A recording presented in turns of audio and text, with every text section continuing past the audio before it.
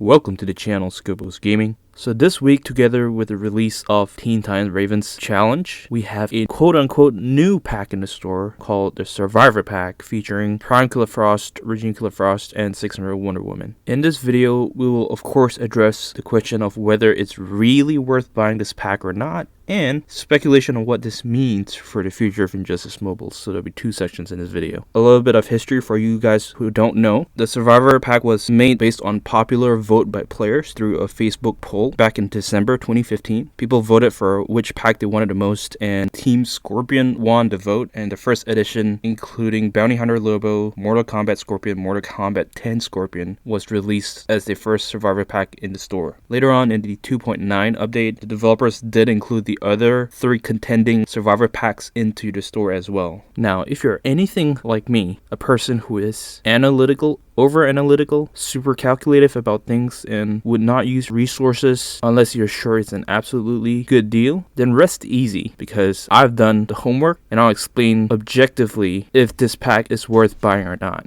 First of all, let's look at the price. It costs 595,000 power credits for this pack, and you'll get the 3 gold cards: Regime Killer Frost, Prime Killer Frost, and 600 Wonder Woman. There are no gears or no additional power credits along with them once you pay the 595,000 power credits. However, it is guaranteed that you get those 3 cards. You get what you're paying for, basically. It's not like most of the other packs in the store where you spend maybe 100,000 power credits and you get a random gold card in the gold booster pack, or you spend 150,000 power credits in the challenge pack and you get a random challenge card. In this case, you get exactly what you want. For a guaranteed chance, we should compare the price to a guaranteed chance of directly promoting them. So let's look at the value for directly promoting each of them. For Prime Killer Frost, it costs 231,000 power credits for 1 direct promotion. For Regime Killer Frost, it costs 211,000 power credits. And for 600 Wonder Woman, it costs 201,000 power credits. Add them all up, direct promotion costs for all 3 of them would be 643,000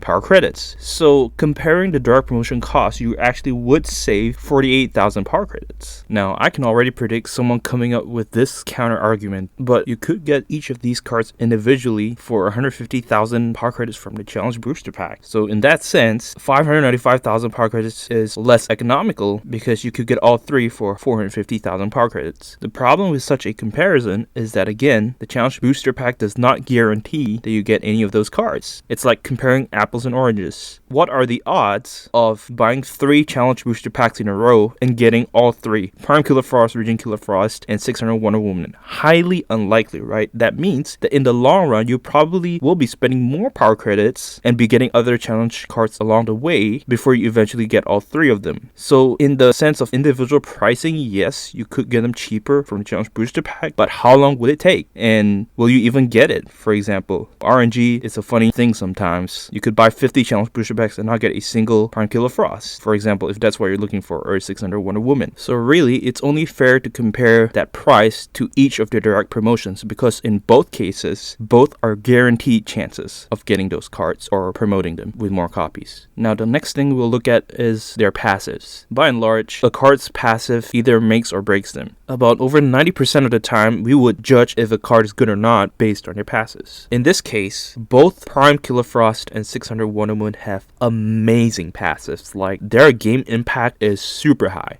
Prime Killer Frost's 50% dampening of power generation is pretty much a counter to the current meta, where people equip the Massive Death card and Tanu Totem on their main damage dealer, tag in 2 bars of power, spam special 2s, knockout, power refunds, rinse and repeat. But with Prime Killer Frost on the enemy team, that does slow down the efficiency of completing matches. You will not immediately get 2 bars of power when you tag in, and worse still, after building up to 2 bars, if you don't knock out one opponent, you're going to have to slowly build up to 2 bars of power again. Her passive is team-wide. Doesn't matter if she's tagged in or not. 50% power dampening will always be present in the match, even after she gets knocked out. Undoubtedly, Prime Killer Frost is a really good card. 600 Wonder Woman is one of the best gold support cards in the game for female characters. Of course, it only applies to females, but 30% power generation boost and 30% damage boost. No other card provides such a dual advantage. We have Prime Batman, who gives 25% damage boost to the entire team. We have Regime Green Lantern, who gives 50% power generation generation, but not the best of both worlds, which 600 Wonder Woman does offer. In comparison to those two passives, Regime Killer Frost's passive isn't as impactful, but that doesn't mean she's not a good card. She's still a great card, just a little more niche in her passive use. But regardless, Regime Killer Frost is definitely a very viable option in multiplayer or other modes of the game. And the beautiful thing about both Prime Killer Frost and 600 Wonder Woman's passives is that they are equally potent whether they're at Elite 0, unpromoted, or Elite 10. Once you get the card in your collection, you can reap the full benefits and effects of their passives. It's not like at Elite 0, Killer Frost power damping is 10%, and then Elite 3, it is 15%, and it slowly goes up now.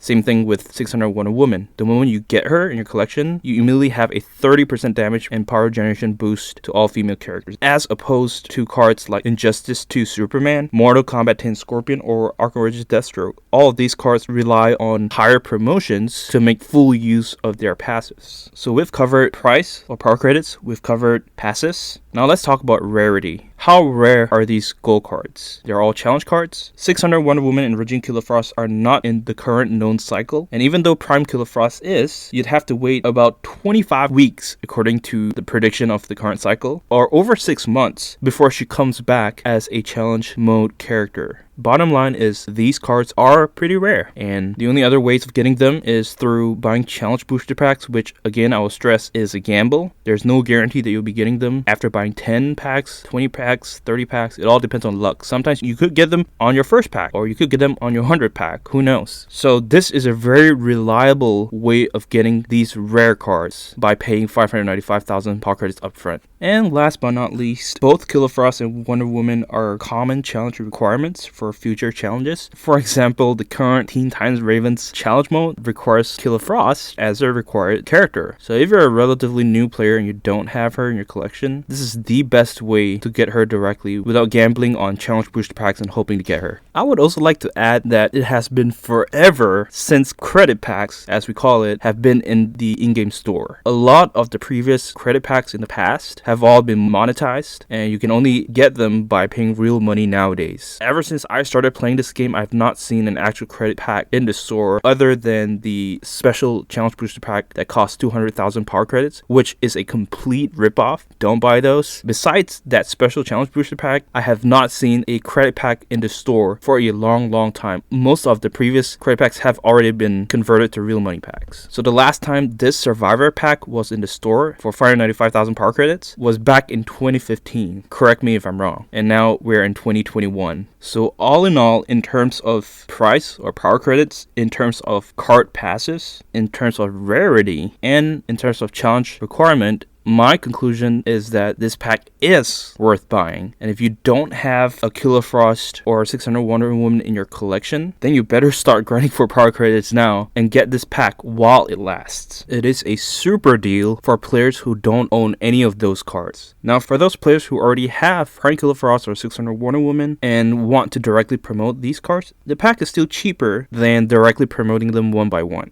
But you don't really have to buy the pack. I think you could expand your roster with challenge booster packs along the way and also promote them for a cheaper price through challenge booster pack. So it's up to you. If you want to promote them in a short amount of time quickly, then again, the Survivor pack would be a good option. Moving on to the second and last section of this video. As I mentioned earlier, this pack hasn't been around since 2015, and it's been a long time since credit packs have been introduced or reintroduced into the store. This brings up a lot of speculation. Some people are doubtful that this will last and think that this is actually a mistake made by one of the developers. So one theory is that this is only a one-time thing, and the next time it comes back in the store, you have to use real money to purchase this pack. There are more optimistic people who think this could mean that it will bring the other Survivor Pack editions back into the store. Some people who are even more optimistic would think that, will this mean the other former credit packs will be reintroduced back into the store, like the Dawn of Justice credit packs or the Arkham pack that formerly cost 750,000 power credits? We don't know.